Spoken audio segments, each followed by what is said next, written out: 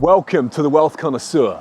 This is Dan Lentz. What I want to talk about today with you is history, and I'm in this beautiful spot in Christchurch that has a lot of history around me right now.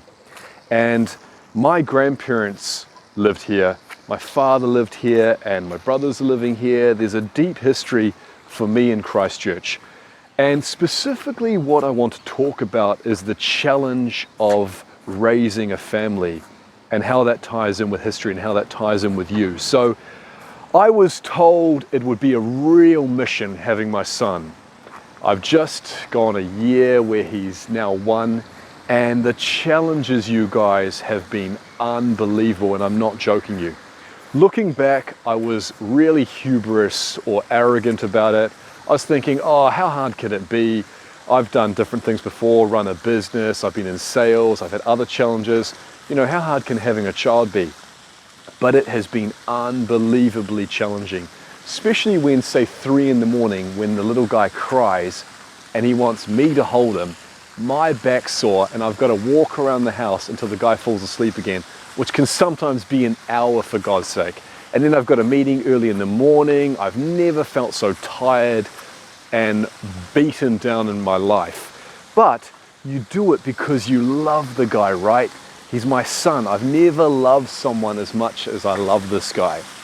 And so I was thinking, my father did this with me. I can only imagine how challenging I was. I heard I was a nightmare child.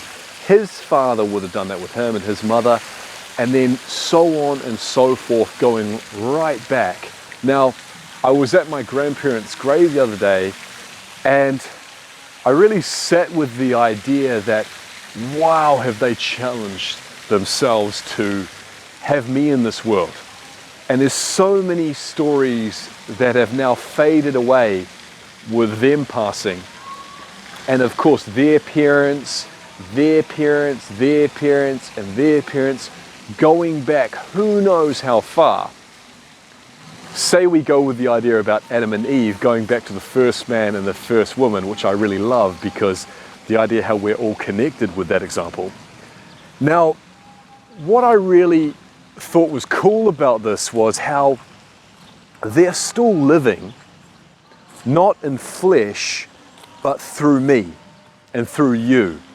So through us being alive today, we are keeping them alive. We are keeping the story of them alive and the legacy of them alive through us. And I thought about really tapping into that, and especially from the point of view where they were winners, they were champions, they prevailed over adversity, and way tougher adversity than we deal with today. So we are really a combination of wins. Think about how easily it would have been for them not to reproduce, how easy it would have been for one of your forefathers or foremothers to die or pass, and you to not be here today. So I thought this is such a cool idea, and such an idea where we can be more grateful and more aware of the past. And I see also there's this real lack of respect to the past, and this real washing our hands of the past because we're so above this now, which is very, very foolish to me. And I think we should have a deep respect and reverence to the past. They obviously didn't have hindsight that we have. If we look back, oh, I would never have acted like that. It's like, of course, because you've got hindsight today.